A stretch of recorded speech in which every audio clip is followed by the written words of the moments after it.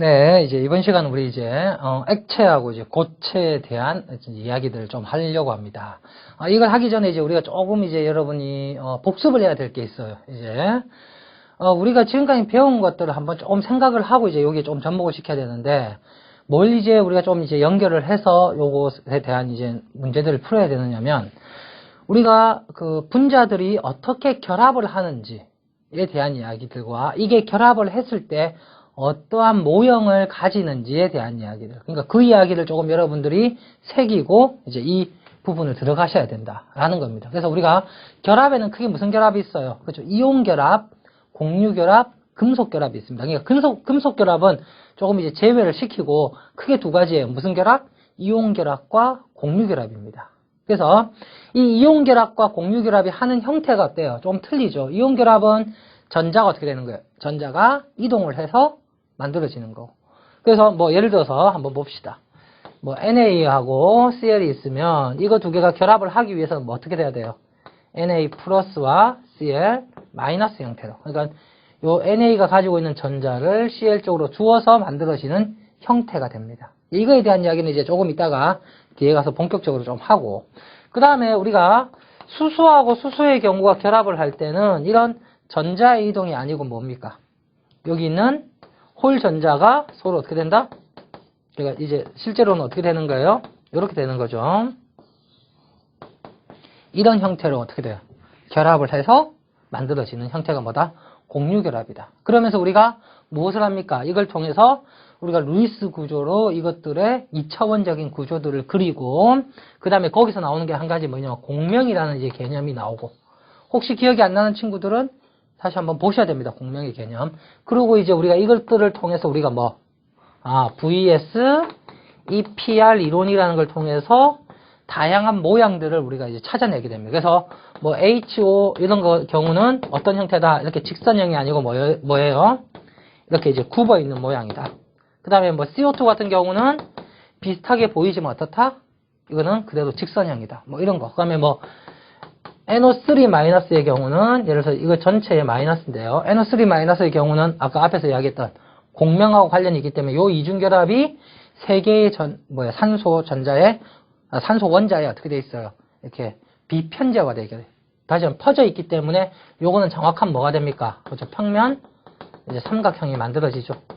뭐 이런 것들 좀 여러분들이 이해를 하고 있어야 됩니다. 왜냐면 우리가 이제 이야기할 내용들이 뭐냐면 첫 번째 이야기할 내용이 분자와 분자 간의 힘입니다. 우리가 이제 앞에서 우리가 이제 이야기를 했을 부분은 이제 우리가 파트 1에서 이야기할 때는 기체의 경우는 분자 간의 힘이 거의 없습니다. 왜 없을까요? 워낙 멀리 떨어져 있기 때문에. 그렇지만 이제 오늘 이야기할 액체와 고체의 경우는 가까이 있어요. 그러면 서로 뭐가 생기느냐? 분자와 분자 사이에 어떤 상호 힘이 생긴다라는 겁니다. 제가 이제 뭐 기체하고 이제 액체하고 좀 이제 이제 예를 들어 보면 저하고 예를 들어서 뭐 우리나라의 대통령하고 제가 무슨 상관이 있나요? 물론 상관이 있을 수도 있죠? 전혀 상관이 없습니다. 그게 바로 기체예요. 저하고 저희 대통령하고는 아무런 상관이 없다라는 거죠. 우리나라 대통령하고는. 그렇기 때문에 어떻다? 우리는 그러니까 우리 사이에는 어떤 그런 끈끈한 힘이라든지 끈끈한 정이라든지 이런 게 없다라는 거죠. 하지만 저희 가족하고는 어떻습니까? 끈끈한 정들이 있다라는 거죠. 왜? 저하고 같이 있으니까. 꼭 가족뿐만이 아니고 여러분이 지내고 있는 친구들, 가까이 있는 친구들은 전부 다 어떤 서로 간에 뭐가 있습니까? 상호 어떤 힘이 작용한다라는 거예요. 그게 이제 정이 될 수도 있고, 우정이 될 수도 있고, 이제 사랑이 될 수도 있고, 이제 그런 거죠.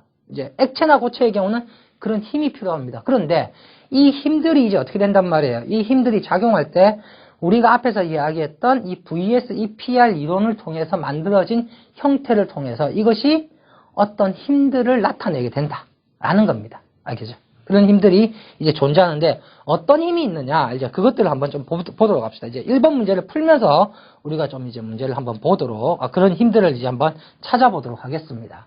일단 1번 문제를 한번 봅시다. 1번 문제가 뭐냐면 지금 이 두 개의 사이에 어떤 힘이 존재하느냐를 먼저 물은 거예요. 그런데 이제 그 전에 일단 이것들의 힘이 어떤 건지를 한번 보도록 합시다. 일단은 첫 번째 HBr하고 H2S라는 물질이에요. 이 두 가지 사이에 어떤 힘이 존재하느냐 라는 걸 물었습니다. 봅시다. HBr을 우리가 그림을 그리게 되면 이렇게 그릴 수 있죠. 루이스 구조로 그리면 이렇게 그려집니다. HS를 그림을 그리게 되면 어떻게 그려지느냐? 이렇게 그려져요. 그러니까 H2하고 비슷하게 그려집니다. 두 개 다 무엇을 가지게 됩니까? 그죠? 두 개 다 극성이에요, 극성. 그러면 이 극성이기 때문에 극성 분자들은 특이하게다기보다는 어쨌든 극성 분자들은 어떤 힘이 주 힘이 됩니까? 이런 힘들은 쌍극자 힘이 되죠. 알겠죠? 쌍극자 힘이 극성 분자들은 뭐예요? 힘이 됩니다. 그래서 이거 두 개에는 어떤 힘이 작용합니까? 다시 하면 그죠? 쌍극자 힘이 작용하는 거예요. 둘 사이에도. 그러니까 이 녀석도 쌍극자 힘이 존재하고 이 물질도 쌍극자 힘이 존재하니까 두 개 사이에는 쌍극자 힘이 작용을 합니다. 그런데 여기서 이제 한 가지 또 기억할 건 뭐냐? 쌍극자 힘만 있는 게 아니고 뭐도 있느냐? 뭐도 있어요? 저 분산력이라는 것도 존재합니다. 왜? 분산력이라는 것은 모든 물질이 다 가지고 있어요. 물론 이것은 일반적으로 누가 비극성한테 가장 크게 작용합니다. 왜? 비극성은 힘이 없습니다. 어떤 힘밖에 없다? 이 분산력밖에 없습니다. 하지만 이런 극성들도 이 분산력을 가지고 있어요. 그런데 이 분산력의 힘이 이 쌍극자 힘에 비해서 어떻다? 엄청나게 작기 때문에 우리가 별로 신경을 안 쓰지만 실제로는 이거의 경우는 쌍극자 힘과 분산력이 동시에 존재한다. 아시겠죠? 그렇게 이제 생각하시면 되고. 두 번째 거 봅시다. B번은 뭡니까? 지금 CL2하고 뭐야? CBr4입니다. 봅시다. CL2의 경우는 CL 이렇게 이제 그림을 그려질 거고 루이스 구조로 그리면 그러면 이거는 왼쪽 오른쪽에 전기음성도가 똑같기 때문에 이건 비극성이죠. 그 다음에 이거 CBr4를 그리면 BR 이런 형태가 만들어집니다. 이렇게 이제 되겠죠? 제가 밖에 이제 전자는 안 찍을게요. 이렇게 되면 이것도 뭐예요? 그렇죠? 비극성입니다. 둘 다 뭐예요? 둘 다 비극성이죠? 둘 다 비극성이니까 무슨 힘만 작용한다? 그렇죠? 무슨 힘? 그렇죠? 분산력. 아시겠죠? 그러니까 이 녀석끼리만 있어도 분산력, 이 녀석끼리만 있어도 분산력인데 서로 합쳐져 있어도 뭐다? 똑같은 비극성이니까 분산력만 작용하는 겁니다. 됐나요?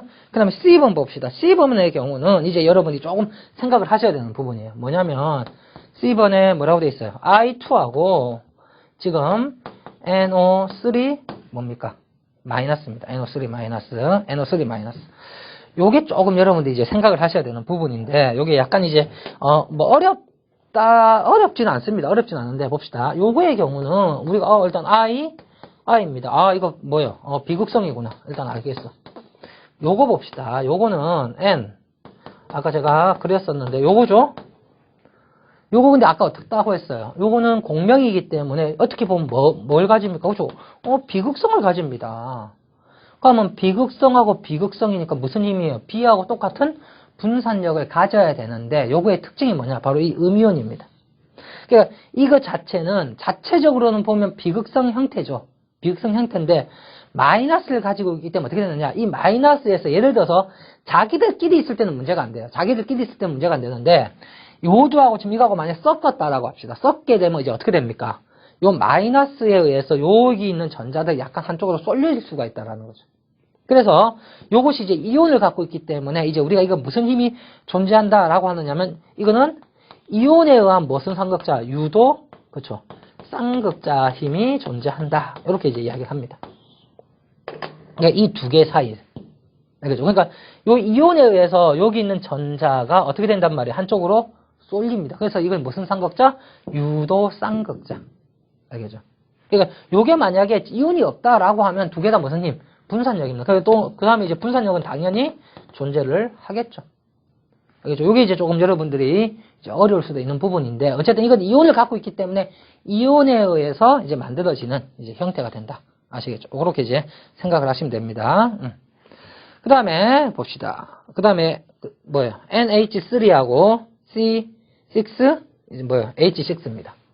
NH3하고 C6, H6 이겁니다. 한번 봅시다. 이거 NH3는 일단 뭐예요? 극성입니다. 맞죠? 이렇게 이제 된 거, 이렇게 된 이제 형태. 이제 피라미드 구조죠? 그 3차원적인 구조에 대한 이야기들은 제가 여기서는 많이 안 하겠습니다. 왜? 지금 이야기들을 먼저 해야 되니까. C6H6는 어떤 모양이냐면 이제 이렇게 생겼어요. 이제 이렇게 생겼는데 이거는 이제 비극성입니다. 그러면 만약에 이것들끼리 있다. 만약에 지금 봅시다. 요 극성, 그러니까 NH3끼리 있으면 극성끼리니까 무슨 힘? 쌍극자 힘인데, 그런데 여기서 한 가지 생각해야 될 게 뭐예요? 요 NH3의 경우는 어떤 결합이 있다? 그렇죠. 수소 결합이 존재를 합니다. 그러니까 자기끼리 있을 때 이야기하는 거예요, 지금. 요거는 당연히 비극성이니까 무슨 힘? 그렇죠. 분산력이죠. 그런데 이거 두 개를 섞었다고 합시다. 그럼 어쨌든 이거는 극성이기 때문에 전자가 한쪽으로 쏠려 있겠죠. 그러면 한쪽으로 쏠려 있으니까 이것은 일단 뭘 가집니까? 쌍극자를 가질 거라는 겁니다. 쌍극자. 근데 이 쌍극자에 의해서 여기 비극성인 전자가 어떻게 돼요? 이것이 이 이온하고 비슷합니다. 이온하고 같은 개념으로 오게 되면 옆으로 약간 어떻게 될까요? 쏠리는 현상이 생깁니다. 바로 그건 뭐다? 쌍극자, 유도, 쌍극자입니다. 이렇게 되는 겁니다. 조심할 건 뭐냐면 여러분이 이게 한 물질일 때는 문제가 안 돼요. 한 물질일 때는 비극성이면 분산력, 극성이면 쌍극자 힘. 근데 쌍극자 힘 가지는 극성 중에서도 뭡니까? 수소 결합 가지는 건 뭐예요? H, O 또는 N, F에 이렇게 붙어 있는 것들이죠. 요런 이제 형태들은 우리가 수소 결합을 가진다. 그러니까 자기들끼리 있을 때고 지금 묻는 건 뭡니까? 이게 서로 같이 있을 때 이야기는 같이 있을 때는 이런 이제 요건 쌍극자 힘을 가질 거고 이거는 이제 이 쌍극자 힘에 의해서 만들어지는 무슨 힘? 유도 쌍극자를 이제 가지게 됩니다. 그래서 쌍극자, 유도 쌍극자 힘. 요거는 이제 이온을 갖고 있으니까 이온, 유도 쌍극자 힘. 요렇게 이제 여러분들이 생각을 하시면 됩니다. 그 다음에 2번을 봅시다. 2번은 뭐냐?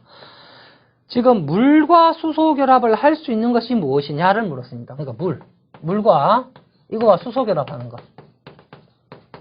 수소 결합입니다. 봅시다. 지금 뭐가 있느냐? CH3, O, CH3 이런 형태가 있고요. 이걸 이제 제가 그냥 좀 루이스 구조로 그냥 그릴게요. H, H, H 이렇게 돼 있죠? O, CH, H, H 이렇게 돼 있습니다. 이렇게 돼 있습니다. 그 다음에 뭐예요? CH4 이렇게 돼 있고요.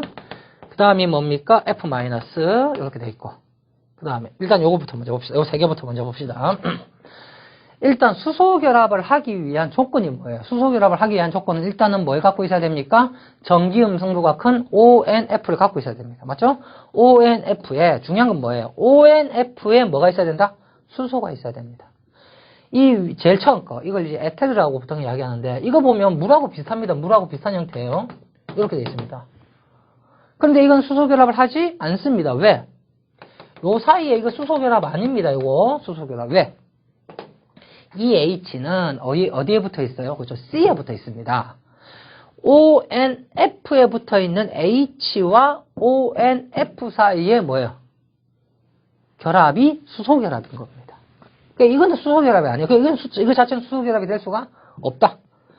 이것도 마찬가지죠. CH4 같은 경우도 물에서 이거하고 결합을 하려면 이 H가 있는데 H가 어때요? 지금 H가 어떻습니까? H가 탄소에 붙어 있다는 거죠. 알겠죠? 탄소에 붙어 있기 때문에 뭐다? 수소 결합을 할 수가 없습니다. 그다음 봅시다. 이거는 수소 결합을 할 수 있나 없나? 잘 보시면 이거 하나? 안 하나? 잘 모르겠는데 합니다. 왜? 이거하고 뭐하고? 그렇죠. 요거하고 요거. 그거 뭐 됐어요? H하고 ONF 사이에 H, ONF. 그러니까 이 H는 O에 붙어 있는 H죠. 그 다음에 이건 F죠. 그러니까 가능하다라는 겁니다. 알겠죠? 가능하다. 아시겠죠? 이렇게 이제 만들어질 수가 있다. 그 다음에 이거 제가 이제 요거는 아까 요거는 수소 결합을 할 수가 없는데 어디는 수소 결합을 할 수가 있어요. 제가 이제 요거 이야기하면서 하려고 하는. 여러분 보기엔 요거는 수소 결합이 아닙니다. 요 자리는 수소 결합이 아닌데 요 자리하고 요거 또는 요거하고는 무슨 결합이다? 그렇죠. 수소 결합입니다. 아시겠죠? 그러니까 요거하고 요게 수소 결합을 할 수는 있어요. 아시겠죠? 수소 결합은 할 수는 있는데 어떻게 결합한다? 물에 있는 산소하고 여기 수소하고의 수소 결합이 아니고요. 에테르에 있는 요 산소하고 여기 있는 수소하고의 결합이 무슨 결합이다? 그렇죠. 수소 결합입니다. 아시겠죠? 이렇게는. 왜? O. 그러니까 ONF. O죠? 그러면 H인데 H는 어디에 달려있어요? 그렇죠? O에 달려있는 H니까.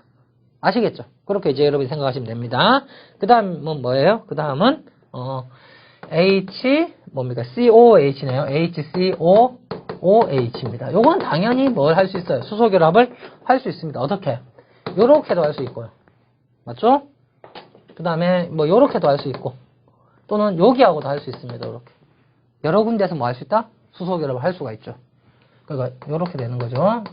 이렇게 되면 요렇게. 여러 군데서 수소결합을 할 수 있는 이제 상황들이 만들어집니다. 이게 바로 이거는 그러니까 많은 곳에서 이제 수소결합을 할 수 있죠. 그러니까 수소결합 가능하고요. 그 다음에 이제 마지막 원소가 뭡니까? Na+입니다. Na+의 경우는 지금 F-가 틀립니다. F-는 수소결합의 정의에 들어가는 원소고요. Na는 이온인데 이거는 뭐예요? 이거는 수소결합의 정의에 안 들어가죠. NA라는 원소는 없다라는 거죠. 수소결합의 정의에. 그러니까 이거와 이거 사이의 결합은 수소결합이 아닙니다. 물론 요 사이의 결합은 있을까요? 없을까요? 있습니다. 알겠죠? 있는데 이 결합은 무슨 결합이다? 수소결합이라고 하지 않는다라는 겁니다. 뭐 이거는 이온 아까 앞에서 봤던 뭐 이온 뭐 유도 쌍극자 이온 쌍극자 무슨 결합 이런 식으로 이제 이야기를 하지 수소결합이라고는 이야기하지 않는다라는 겁니다. 아시겠죠? 예. 그렇게 해서 이제 넘어가고요. 그래서 이제 여러분들이 이제 여기서 기억할 거 1번하고 2번에서 기억할 건 뭐예요? 물론 이제 3번 이야기도 또 이제 그 관련되는 건데 결국 뭐다? 쌍극자 힘, 분산력, 수소결합이 어떠한 화합물에서 일어나느냐. 그건 여러분이 어떻게 판단하시면 된다? 앞에서 봤던 뭐예요? 앞에서 우리가 이제 공부했던 뭡니까?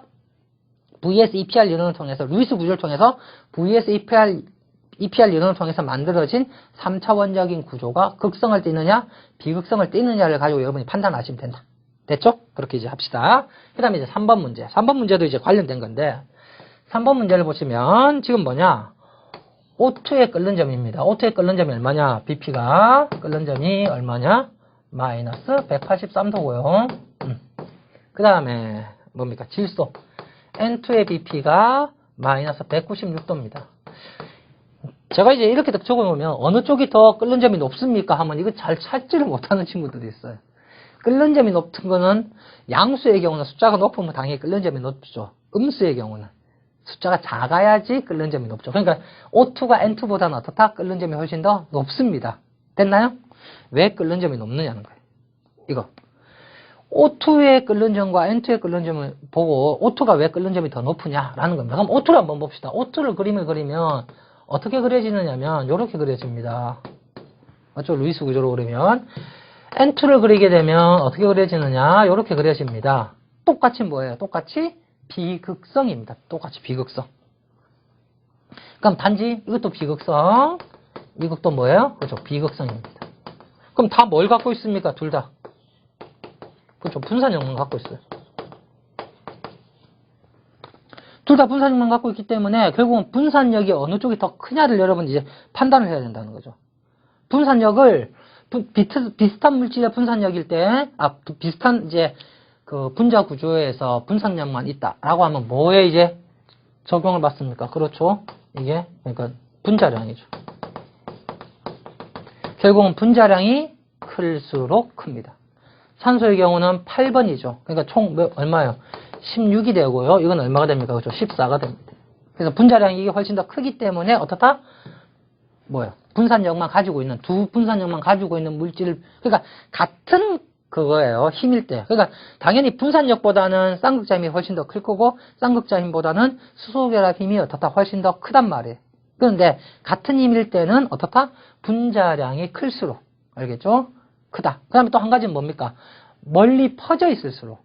멀리 퍼져 있을수록. 예를 들어서 탄소가 이렇게 퍼져 있는 물질과 이렇게 퍼져 있는 물질을 비교해보면 어느 게 더 끓는 점이 높다? 이게 끓는 점이 높죠. 그러니까 표면적.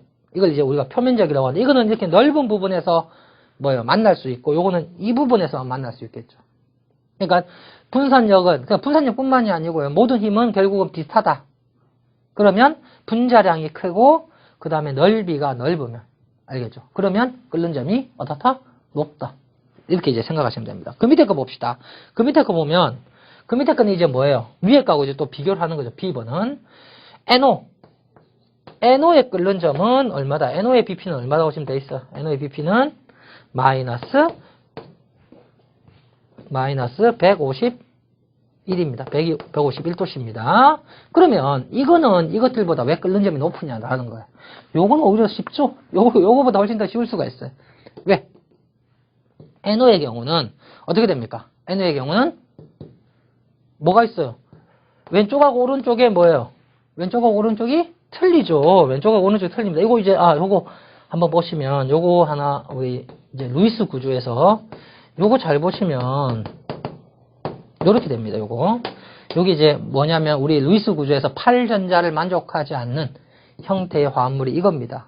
이거 왜냐면 질소가 홀수계를 갖고 있거든요. 그래서 이런 모양이 돼요. 어쨌든 그래서 요 이제 홀 전자를 갖고 있는 형태가 되는데 이 NO를 보시면 어때요? 전기 음성도 차가 나기 때문에 한쪽으로 어떻게 됩니까? 전자가 쏠리게 됩니다. 다시 하면 뭘 띠게 돼요? 그렇죠? 극성을 띠게 되니까 이거 무슨 힘이 있습니까? 그렇죠? 쌍극자 힘이 있다. 쌍극자 힘이 존재한다. 그러니까 이런 비극성인 분산력보다는 훨씬 더 높은 끓는 점을 가지게 된다. 그렇게 되는 거죠. 아시겠죠? 그러니까 첫 번째 거는 뭐다? 분산력끼리 비교하는 거고 두 번째 거는 뭐예요? 이 비극성 물질과 극성 물질 중에서 어느 게 더 높으냐? 무슨 힘? 쌍극자 힘 때문에 그렇다. 됐나요? 아시겠죠? 그래서 여러분 이 세 문제 지금 1번, 2번, 3번입니다. 1번, 2번, 3번을 통해서 이 분자 간의 힘. 결국 이런 힘들은 어디서 생기는 거예요? 액체나 고체에서 생기는 겁니다. 일반적으로 어디? 액체에서 주로 많이 생기는 거예요. 고체들은 좀 이렇게 붙어 있기 때문에 이렇게 완벽하게 이렇게 이제 좀 겹쳐져 있기 때문에 좀 이런 힘들을 이제 작용할 때 조금 이제 뭐 예외적인 것도 약간은 있습니다. 그런데 어쨌든 일반적으로 이제 붙어 있는 액체나 고체에서 이런 힘들이 존재한다라는 거 여러분들이 기억을 하시고 4번은 저기 앞으로 가서 다시 한번 하도록 하겠습니다.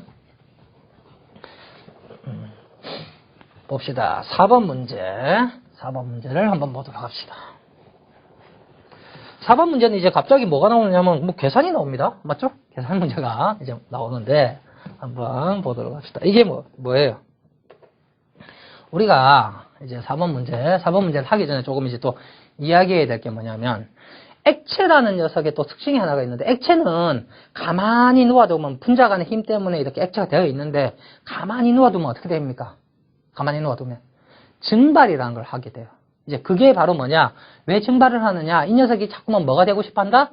기체화 되려고 합니다. 뭐 왜 되느냐? 그거 설명하려고 하면 엄청나게 길기 때문에 그런 건 다 뺍니다. 그런데 이 액체들을 보게 되면 똑같은, 그러니까 물과 뭐 알코올과 여러 가지 액체들을 놓아두고 이제 기체가 되는 걸 이제 비교를 해보면 그 각각의 액체마다 어떻단 말이에요? 기체가 되는 속도가 차이가 나더라는 겁니다. 그게 이제 뭘 이제 이야기를 하게 되냐면 증기압이라는 것을 이제 우리가 이야기를 하게 됩니다. 그래서 증기압이 낮다, 증기압이 높다라고 이야기합니다. 이거 여러분 조심하셔야 될 게 뭐냐면 이거 많이 헷갈려 합니다. 증기압이 낮으면 뭐가 높으냐면 이제 끓는 점이 높습니다. 끓는 점은 무엇을 의미하느냐면 끓는 점을 의미하는 게 뭐냐? 끓는 점은 증기압과 대기압이 같아질 때를 우리가 끓는 점이라고 하는 거예요. 증기압이 낮으면 많이 올라가야 되죠. 그러니까 당연히 끓는 점이 높다라는 겁니다. 그러니까 증기압이 높다라는 것은 뭐다? 끓는 점이 낮다라는 거예요. 그럼 봅시다. 증기압이 높으면 또는 증기압이 낮으면 어떤 게 훨씬 더 증발이 잘 되느냐는 거예요. 그러니까 증기압이 낮은 녀석이 잘 될까요? 증기압이 높은 녀석이 잘 될까요? 한번 생각해 보세요. 그러면 그렇게 하면 또 어려우니까 물하고 알코올 중에서 어느 게 더 증발이 잘 됩니까? 그렇게 하면 여러분 이해하기 쉽죠. 알코올이 더 증발이 잘 됩니다. 알코올이 왜 증발이 잘 되느냐? 증기압이 어떻기 때문에 높기 때문에 그렇습니다. 그러니까 증기압이 높다라는 말은 끓는 점에 가깝다. 그러니까 훨씬 더 기체가 되기 쉽다. 이렇게 이제 여러분들이 기억을 하셔야 됩니다. 알겠죠? 그래서 이 증기압을 계산하는 식을 이제 누가? 클라우지우스 클라페론이라는 식으로 이제 우리가 이 증기압을 계산을 하게 됩니다. 그래서 여러분이 이제 요걸 이제 좀 기억을 하셔야 되죠. 하셔야 되는데, 뭐예요? 이 증기압 계산하는 게. ln, 이제 뭡니까? P2분의 P1은 뭡니까? R 델타 H분의 T2분의 1 마이너스 T1분의 1이라는 식입니다. 이게 이제 클라우지우스 클라페론 식이라고 이제 우리가 보통 이야기를 하는데, 이게 뭐예요? 온도와 압력을 가지고 우리가 여기 있는 증발열을 이제 구할 수 있는 그런 식이에요. 그러면 여기서 보시면 우리가 이 온도, 그러니까 이건 증기압이죠. 증기압입니다. 이제 증기압과 온도와의 상관관계를 우리가 이해할 수가 있어요. 그러면 어떤 온도에서 어떤 증기압을 알게 되면 다른 온도에서 다른 증기압을 알아낼 수가 있다는 겁니다. 이것이 클라우지우스 클라페론식이라는 건데, 결국은 뭡니까? 온도와 압력과 온도 사이에 뭐예요? 상관관계. 그러니까 증기압과 온도 사이의 상관관계를 풀 수 있는 식이 바로 뭐다? 클라우지우스 클라페론식입니다. 요거 꼭 기억을 하셔야 됩니다. 한번 문제를 봅시다. 문제는 뭐라고 했느냐? 지금 25도씨 지금 물의 증기압이 얼마냐? 증기압이 23.8토르라고 합시다. 됩니다. 그 다음에 이거의 증발열은 델타 H를 이야기하는 거예요. 요거 이야기하는 겁니다. 증발열이 얼마냐? 43.9 kJ/몰입니다. 몰이고, 그런데 이때 가면 50도씨 때는 이 증기압이 얼마가 될 거냐? 이걸 묻는 겁니다. 됐나요? 그럼 여러분들이 이제 어떻게 하면 됩니까? 이 클라우지우스 클라페론 이런 식을 통해서 여러분 여기 집어넣으면 됩니다. 그러니까 지금 우리가 변수가 될 수 있는 게 몇 개냐면 하나, 둘, 셋, 넷, 5개예요. 5개. 그러니까 5개의 값 중에서 4개의 값을 알면 하나의 값을 찾아낼 수가 있죠. 물론 4개의 값 말고 3개의 값만 알아도 됩니다. 요거만 알면 뭘 할 수 있냐? 이것에 뭘 알아낼 수가 있어요? B를 알아낼 수는 있습니다. B. 아시겠죠? B를 찾아낼 수도 있는데, 조심하실 게 여기 한 가지 있습니다. 한 가지가 아닌데 2가지입니다. 조심하실 게 뭐냐? 이 R 값하고 요 델타 H 값입니다. 뭐냐면 이 R 값은 우리가 보통 R 값은 무슨 값이라고 합니까? 앞에서 이상기체 상수라고 해서 얼마로 배워요? 0.08, 206이나 뭐 0.0821로 이제 이해를 하고 있습니다. 그런데 여기서는 절대로 그거 쓰면 안 됩니다. 이제 왜냐? 우리가 이 단위 환산이라는 것 때문에 그래요. 이거의 단위는 지금 뭐냐? 지금 이건 뭐냐면 에너지의 단위가 나옵니다. 그러니까 kJ/몰이라는 단위가 나오기 때문에 요것을 0.08206이나 0.082는 뭐예요? 그 에너지의 단위가 없는 경우에 사용되는 겁니다. 그런데 에너지 단위가 존재하게 되면 이제 이게 얼마 써야 되느냐? 바로 8.3145라는 값을 써야 됩니다. 물론 이제 이게 이렇게 쓸 수도 있고 유효숫자 때문에 더 줄여서 쓸 수도 있고 한 거예요. 어쨌든 이렇게 이제 쓰게 되는 거. 그 다음에 또 한 가지 기억할 건 뭐냐? 바로 요 값입니다. 많은 친구들이 이제 이렇게 문제를 내놓으면 틀리는 경우가 뭐냐? 여기 얼마를 줬느냐? 43.9라는 값을 적습니다. 그렇게 적으면 안 됩니다. 왜? 여기 잘 보시면 뭐라고 되어 있어? 그죠? 킬로줄이에요. 킬로줄로 이렇게 냅니다. 그러면 이걸 항상 뭘로 바꿔줘야 된다? 줄로 바꿔줘야 되는 거. 그거 2개만 조심하시면 돼요. 이 식에 요거 2가지 뭐예요? 함정만 여러분들이 잘 피하면 이 문제 끝나는 겁니다. 그럼 이제 뭐예요? 그냥 넣으면 되죠. ln 어떻게 됩니까? ln 여기 얼마예요? 23.8 23.8 여기 모르죠? x 맞죠? 는 아직 얼마예요? 8.3145 분의 위에 43.9가 아니고 여기 곱하기 1000을 해줘야 되죠? 그러니까 43900 이렇게 되겠죠. 됐나요? 그 다음에 온도 요 단어 감정이 있을 수도 있죠. 또 25 넣고 50 넣으면 안 되죠. 여기 50 넣고 여기 25 넣으면 안 되죠. 켈빈 온도로 만들어줘야 되겠죠. 그래서 323분의 1 빼기 278분의 1 요런 식만 어떻게 한다 여러분들이 세우시면 이제 되는 거죠. 알겠죠? 그럼 이제 이쪽만 계산하면 어떻게 됩니까? 이쪽만 계산하면 어떻게 돼요? 이쪽만 계산하면 한번 제가 이제 계산을 했으니까 물론 이거 제가 암산으로 하지는 않았겠죠? 다 이제 계산식으로 하게 되면 어떻게 돼요? 요거 계산하면 얼마가 나오느냐? 마이너스 1.37이라는 값이 나오네요. 그 다음에 이제 하는 친구들, 그 다음에 이제 못하는 친구들이 있어서 제가 이제 요거까지 합니다. 요 ln 값이니까 ln을 없애줘야 되잖아요. ln 없애주게 되면 어떻게 됩니까? x분의 23.8은 2에 마이너스 1.37이라는 값이 만들어집니다. 요거.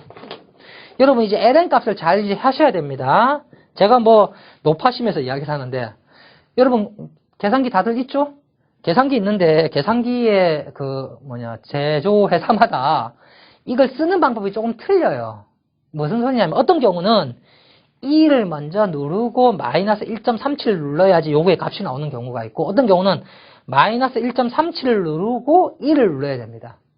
물론 이제 이제 어떤 이제 차이가 있어요. 그래서 여러분들이 그걸 잘 아셔야지만 나중에 이거 계산할 때 어렵지 않습니다. 나중에 어떻게 하다 보면 막 이상한 값들이 나옵니다. 어쨌든 이렇게 되게 되면 요 값이 얼마가 나오느냐? 제가 계산을 해보니까 0.254라는 값이 나오더라는 거죠. x분의 23.8은 0. 얼마다? 254. 그건 뭐예요? x는. 이제 요거 자리 바꾸면 되겠죠? 그럼 얼마가 나오냐? 93.7토르라는 값이 나오게 되더라. 이렇게 이제 찾아내게 됩니다. 그러니까 여러분이 일단 첫 번째 해야 될 일은 뭐다? 여기에 집어넣는 겁니다. 여기 얼마나 잘 집어넣느냐. 그게 첫 번째 이야기고요. 두 번째는 뭡니까?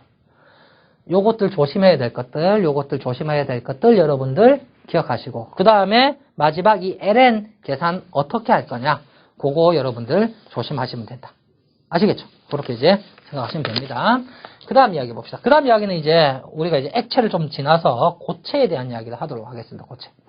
고체인데 지금 5번 문제는 뭐냐, 조금 이제 복잡해 보이는데, 지금 은을 물은 거. 은은 지금 어떻느냐, 은은 H죠. 은은 한 변이 얼마냐? 한 변의 길이가 407 피코메타. 봅시다. 407 피코메타입니다. 피코메타고, 그 다음에 이게 뭐냐? 면시밀빵이라고 합니다. 면시밀빵. 여러분, 이제 여기서 여러분이 해야 됩니다. 그 다음에 첫 번째 이야기가 뭐냐? 뭘 구하라? 반지름을 구하라는 게 이제 첫 번째 문제죠. 첫 번째 문제. 봅시다. 이게 일단 은인데 무슨 밑방이다? 면시밀빵. 면시밀빵은 어떤 거예요? 한번 제가 이쪽에 3차원적으로 한번 그려볼게요. 뭐 그림은 잘 못 그리지만 여러분들이 이 그림은 뭐예요? 여러분들이 가지고 있는 교재라든지 이런 데 보면 그림은 어떻게 되어 있습니까? 잘 나와 있고, 제가 이제 가지고 있는 것에도 이제 나와 있으니까 보시면 됩니다. 면시밀빵은 여기 있고, 여기 꼭지점에 일단 있죠. 8개가 있고, 어디에 또 있는 거예요? 그렇죠. 이 면에 존재합니다. 면에 이렇게 하나, 둘, 셋, 이쪽에 넷, 요 뒤에 5개, 요 밑에 6개, 이렇게 존재하는 거죠. 그러면 요 앞에 면만 한번 떼어서 한번 보자는 겁니다. 떼어서 보면 어떤 이제 형태가 만들어지느냐면 이런 형태가 만들어집니다. 어떤 형태가 되느냐?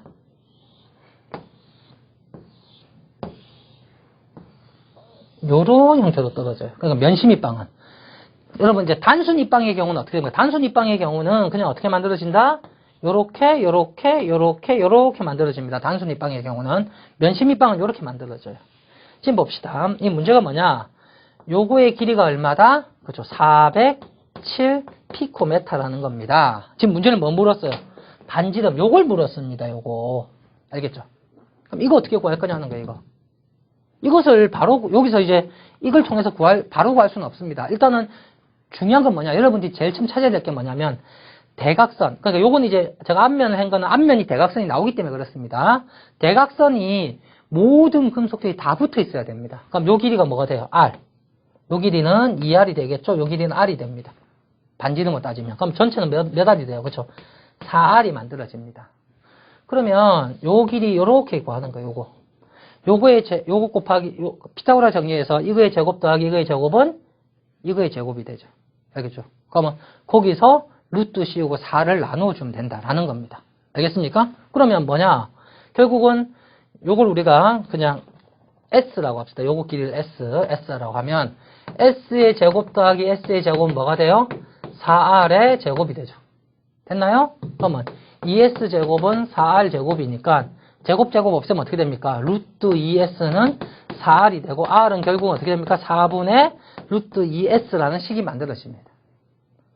물론 여러분들 이거 외우셔도 됩니다. 외우셔도 되는데 이거 면시밀빵에서의 뭐 반지름은 R은 이렇게 구한다. 외우시고 하려고 하면 여러분들이 오히려 더 힘들 수도 있어요. 왜? 면시밀빵, 절시밀빵, 단순밀빵 이 세 가지가 있는데 이걸 다 물론 모르겠으면 외우셔야 되죠. 외우시면 되는데 일단 개념은 이해를 하시고 외우시는 게 훨씬 더 좋다. 그럼 여기에 이제 어떻게 하면 돼요? 이 S 자리에 요 값만 어떻게 해주면 돼요? 집어넣어주면 됩니다. 알겠죠? 집어넣어주시면 돼요. 그러면 일단 이걸 이제 지금 우리가 반지름을 우리가 센티미터로 구하라고 또 만약에 이제 문제가 나왔다라고 합시다. 예를 들어서 그러면 지금 이건 피코메타인데 뭘로 바꿔야 돼요? 그죠? 센티미터로 바꿔야 됩니다. 이게 또 이제 여러분들 어려워하는 이제 경우들이 있습니다. 그래서 1피코메타는 1 곱하기 10의 몇 승이냐? 10의 몇 승이다? 마이너스 10승 센티미터입니다. 마이너스 10승 센티미터. 그래서 이 자리에 이제 어떻게 해주면 된다? R은 4분의 루트 2 곱하기 뭐다? 407 곱하기 10의 마이너스 10승. 이렇게 이제 집어넣어주면 되겠죠. 이제 요식을 이제 계산을 하게 되면 얼마가 나온다? 얼마가 나옵니까? 봅시다. 1.44 곱하기 10의 마이너스 8승 센티미터. 이렇게 이제 답이 나오게 됩니다. 되셨나요? 요거. 그러니까 일단은 여러분들이 기억하던 이 계산하는 거는 일단은 둘째 문제입니다. 지금 계산하는 건 둘째 문제고, 이 여기서 우리가 반지름을 구할 때, 면심입방에서 반지름을 구할 때 어떻게 구할 거냐 라는 것이 첫 번째 지금 이야기예요. 그래서 첫 번째 어떻게 한다? 이 면심입방의 구조를 통해서 보면 앞에 면이나 뒤에 면이나 뭐 면은 똑같죠. 면에 있는 뭐예요? 대각선의 길이는 가로 곱하기 가로하고 세로의 제곱의 합과 어떻다? 대각선의 제곱은 어떻다? 같다는 피타고라스 정리를 이용한다. 알겠죠? 그럼 이거는 몇 R이 된다? 4R이 되기 때문에 결국 R은 4분의 루트 2 S라는 값이 만들어진다. 요거 이제 여러분들이 이해를 하시면 된다. 아시겠죠? 그 다음에 두 번째 뭐냐? 이번엔 뭘 구하라고 했냐? 여기서 밀도를 구하라고 합니다. 밀도. 이건 밀도 어떻게 구하냐? 이제 이겁니다. 이거 한번 봅시다. 이제 밀도를 한번 구해야 되는데, 지금 밀도를 구하기 위해서 우리가 밀도하면 뭡니까? 밀도는 부피분의 뭐가 돼요? 그렇죠. 질량이라는 값이 밀도입니다. 그럼 일단은 앞에서 봤던 아까 면심입방에 뭘 구해야 됩니까? 면심입방에 부피를 구해야 되죠. 면심입방에서 부피를 구하려면 일단 봅시다. 아까 요 길이가 얼마다? 그쵸, 407이잖아요. 그럼 요 길이도 407, 요 길이도 407이 되죠. 그럼 부피는 이거 3개 곱하면 되죠. 그러니까 뭡니까? 결국은 부피. 이걸 구하려면 407 피코메타에 뭐가 됩니까? 그죠? 3승이 만들어지겠죠. 되셨나요? 그럼 이거 계산하면 얼마가 나오느냐? 제가 계산해 보니까 6.74 곱하기 10의 7승 이제 피코메타 3승이 나옵니다. 이렇게 부피. 됐나요? 그다음 그럼 이걸 이제 뭐 센티미터로 바꾸게 되면 이제 좀 복잡해지는데, 센티미터로 바꾸게 되면 이제 어떻게 되느냐? 아까 요게 이제 요 자리에 들어가면 되죠. 요 자리에 들어가면 되는데, 피코메타의 3승이니까 요거 전체에 뭐가 됩니까? 3승이 되는 겁니다. 알겠죠? 그래서 6.74 곱하기 10의 7승 곱하기 1 곱하기 10의 마이너스 10승의 3승이 되는 거예요. 그러니까 마이너스 30승이 만들어지는 겁니다. 그래서 만약에 이제 센티미터로 적으면 6.74 곱하기 10의 마이너스 23승 세제곱 센티미터라는 부피가 나오게 됩니다. 되셨죠? 이제 이 속에 있는 뭘 찾아내면 됩니까? 그렇죠. 질량만 찾아내면 됩니다. 질량을 어떻게 찾아낼 거냐? 이제 봅시다. 일단 은의 질량을 우리가 압니다. 은의 질량. 지금 은을 물었으니까 은의 질량이 얼마예요? 은의 질량이 107.9입니다. 9g/몰입니다. 이 조심할 거 이제 요거는 1몰의 질량이죠. 근데 이 속에 지금 몇 개 있어요? 이제 이걸 이제 아셔야 됩니다. 단위 세포 속에 몇 개 있습니까? 여기. 우리가 면심입방에서는 몇 개 있다라고 우리가 보통 이야기합니까? 그죠? 4개가 있죠, 4개. 그러니까 이건 1몰이니까 일단 이걸 얼마로 나눠줘야 될까요? 그죠? 1개로 나눠줘야 됩니다. 1개의 질량을 계산하는 거. 얼마로 나눠줄까요? 6.02 이제 0이죠. 02 곱하기 10에 얼마? 23승계로 나누어주면 되죠. 그럼 이게 몇 개의 질량이 나옵니까? 1개의 질량이 나옵니다. 그런데 면심입방 속에는 몇 개가 있어요? 그렇죠. 4개가 있습니다. 4개의 단위 세포가 존재하죠. 그래서 여기 곱하기 얼마 해준다? 4. 됐나요? 요렇게 하게 되면 누구의 질량? 그렇죠. 은의 질량이 나옵니다. 요걸 이제 뭘로? 지금 이야기했던 6.74 곱하기 10의 마이너스 23승으로 뭐 해주면 된다? 나누어 주게 되면 된다. 그럼 얼마가 나오냐? 10.6g/. 세제곱 센티미터라는 값이 나오게 된다라는 겁니다. 좀 복잡나요? 한 번 더 정리를 합시다.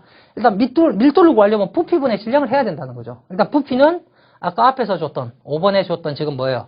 이 한 변의 길이를 가지고 가로 세로 높이를 해서 요만큼이 나왔습니다. 근데 요걸 이제 센티미터로 바꾸려고 하니까 피코메타를 센티미터로 바꾸기 위해서는 10에 마이너스 10승이 필요합니다. 근데 세제곱 피코메타니까 10에 마이너스 10승의 세제곱이 되죠. 그렇게 해서 이제 6.74 곱하기 10에 마이너스 23승의 세제곱 센티미터가 만들어지는 거예요. 아시겠죠? 그 다음에 질량을 구하기 위해서는 어떻게 한다? 질량은 은이니까 은의 전체 질량은 107.9라는 거죠. 이거는 누구의 질량? 1몰에 대한 질량이니까 일단 뭘로 나눠주자. 6.02 곱하기 10의 23승으로 나누어주면 은 몇 개의 질량이 된다? 그죠? 한 개의 질량이 만들어집니다. 그런데 면심 입방 속에는 몇 개의 은이 있다라고 우리가 이야기합니까? 4개의 단위세포. 그러니까 4개의 은이 있기 때문에 곱하기 얼마? 그죠? 4. 아시겠죠? 그러면 이것이 바로 뭐가 된다? 질량이 만들어지는 거죠. 은의 질량. 그러면 부피의 질량을 나누어 주게 되면 밀도가 나온다. 이거 꼭 해보세요. 아시겠죠? 꼭 해보셔야 됩니다. 아시겠죠? 그 다음에 봅시다. 이제 6번 문제는 뭐냐? 염화 소듐의 단위 세포에 있는 Na 플러스와 Cl 마이너스의 이온수를 결정을 하라. 이겁니다. NaCl을 보게 되면 어떤 이제 형태로 되어 있느냐면 우리가 NaCl은 우리가 이제 다 이제 면심 입방 형태로 되어 있는데 6번 문제는 뭐 그렇게 어렵진 않습니다. 봅시다. 지금 우리가 NaCl을 잠시 이제 보시면 이게 이제 큰 단위 세포고 이 속이 어떻게 되어 있느냐? 다시 4등분으로 나누어지죠. 이렇게 나누어집니다. 이게 이제 그림을 잘 그려야 되는데 이제 여러분이 보기가 그래야지 이제 편해지는데 한번 봅시다. 이렇게 되고 이렇게 됩니다. 그러면 봅시다. NaCl은 어떻게 있습니까? Na 여기 NaCl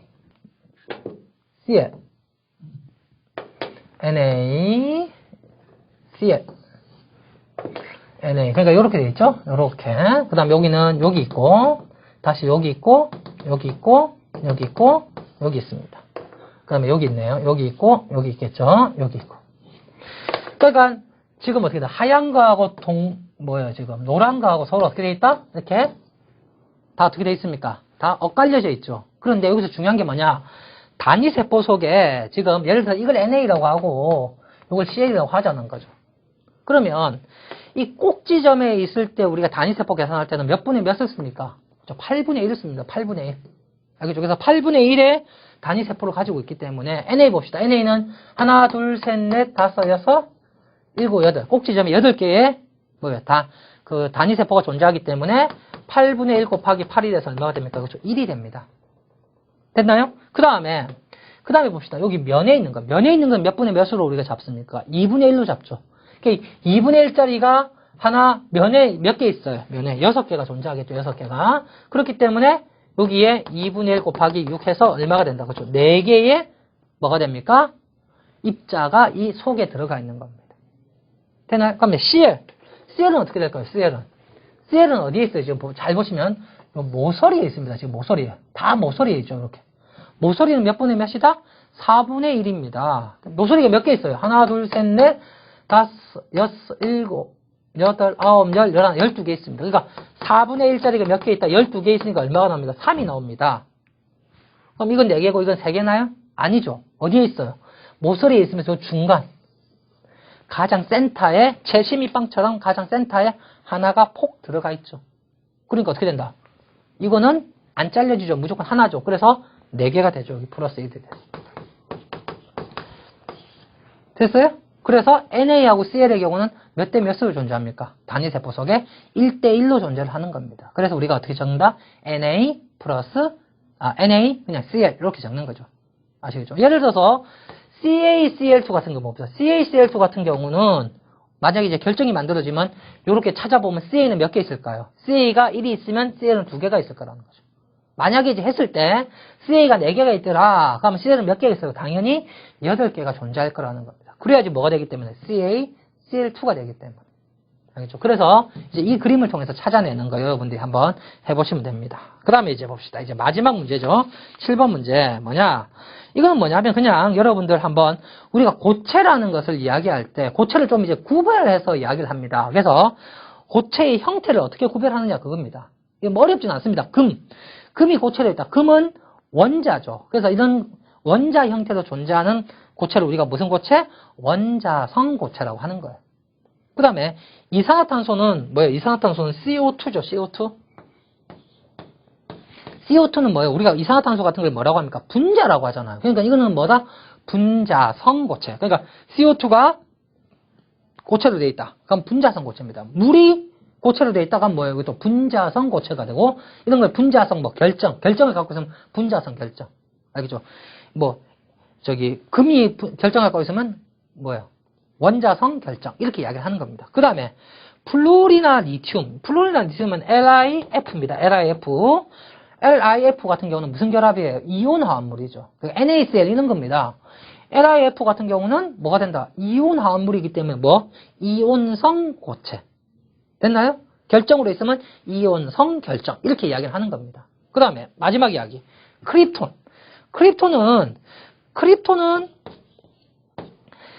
크립톤의 경우는 뭐예요? 영족 기체입니다. 맞죠? 영족에 있는 기체죠. 영족 기체가 만약에 뭐로 돼 있다?